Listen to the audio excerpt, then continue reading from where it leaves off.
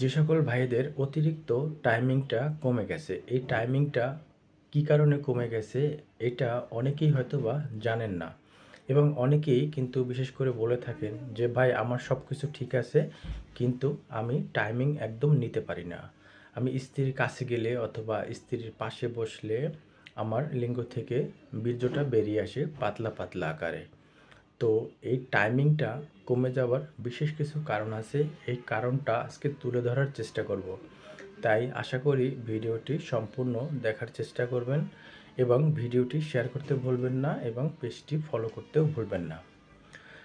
যাদের টাইমিংটা কমে যাবে, আর টাইমিং কমে যাবার লক্ষণটা হলো স্ত্রীর কাছে গেলে, পাশে বসলে অথবা স্ত্রীকে একটু ধরাধরি করলে অথবা স্ত্রীর যৌনাঙ্গে যখনই আপনি লিঙ্গটা প্রবেশ করাবেন তখনই আপনার বীর্যটা বেরিয়ে আসবে।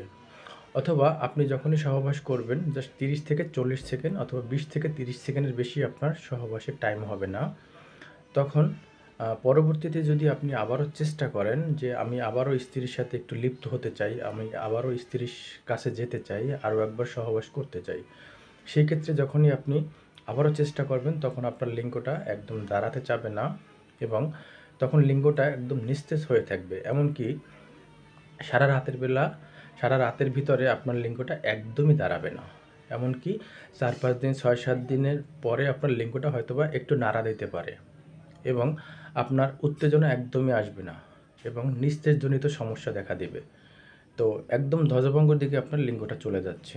তো আসলে এর বিশেষ কিছু কারণ আছে।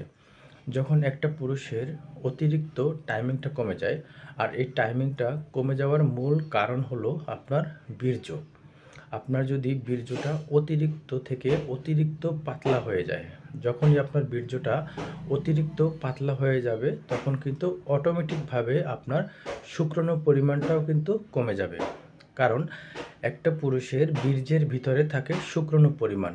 যখনই আপনার বীর্যটা অতিরিক্ত পাতলা হয়ে যাবে আর বীর্যের ভিতরে যে শুক্রাণুর পরিমাণটা থাকে সেই শুক্রাণুর পরিমাণটা আস্তে আস্তে কমে যাবে, তখন আপনার টাইমিংটা একদমই হবে না।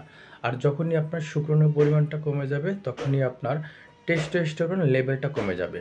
আর যখন এই টেস্টোস্টেরন লেভেলটা কমে যায় তখন আস্তে আস্তে লিঙ্গটা অকেজ হয়ে যায় এবং ধ্বজভঙ্গের দিকে চলে যায়, একদম নিস্তেজ হয়ে যায়। আপনি 1 মাস 2 মাসের ভিতরেও আপনার লিঙ্গটা একদম নাড়া দিবে না এবং উঠে দাঁড়ানোর চেষ্টা করবে না। তো এক্ষেত্রে অবশ্যই স্থায়ীভাবে সমস্যা সমাধান করলে আপনি এই সমস্যা থেকে কিন্তু চিরদিনের জন্য মুক্তি পেতে পারেন। তাই আপনাদের কাছে যদি একটু হলেও এই ভিডিওটি শিক্ষণীয় হয়ে থাকে, আশা করি ভিডিওটি শেয়ার করে দেবেন, পরবর্তী আরেকটা ভিডিও বানাতে উৎসাহিত করবেন। ধন্যবাদ সবাইকে। আসসালামু আলাইকুম।